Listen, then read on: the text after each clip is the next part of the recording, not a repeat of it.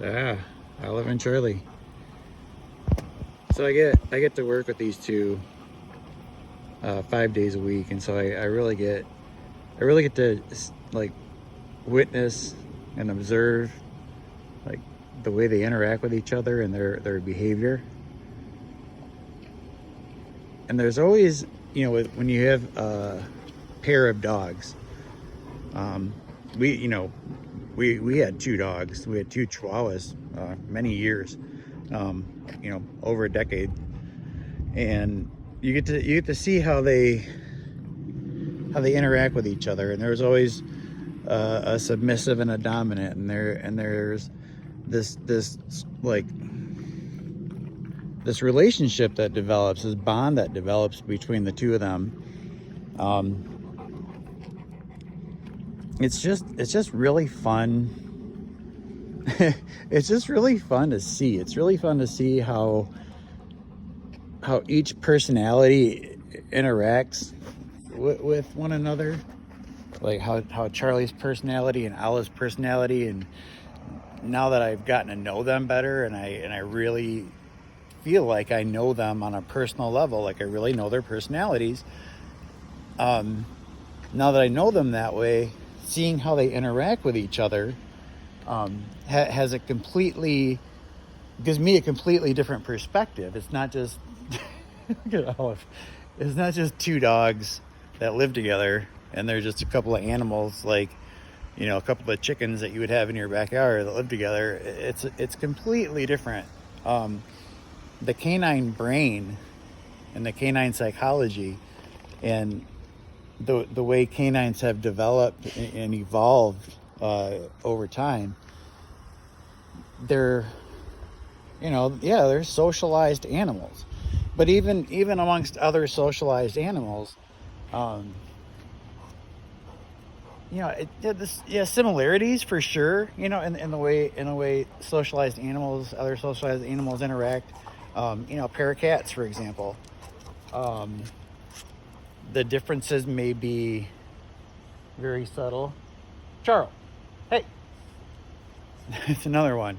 So there's always a submissive and a dominant. So that wasn't Charlie, in any kind of mating type of thing. That's Charlie demonstrating his dominance. He's the dominant one of the two. And so sometimes if the dominance gets aggressive, it's okay to, but they're not harming each other. This is how they play. This is how they interact. And you know, Olive going on her back and showing her belly. That's a way of her, being submissive to Charlie, and Charlie, keeping his stance and being in the position that he's in. He's not going to go on his back and show his belly. I mean, he may roll over, in the activity of playing or whatnot, but he's not going to do it intentionally to, submit to Olive. It's completely, their roles are very defined. Their roles are very clear as to who the dominant and who the submissive is, and it's nothing bad. It's something that it needs to occur in order to have balance amongst the relationship between the canines. And look, they're happy. Look, they're look at the again, look at the tails. This is what I try to achieve with any of the dogs that I work with, is just this happy.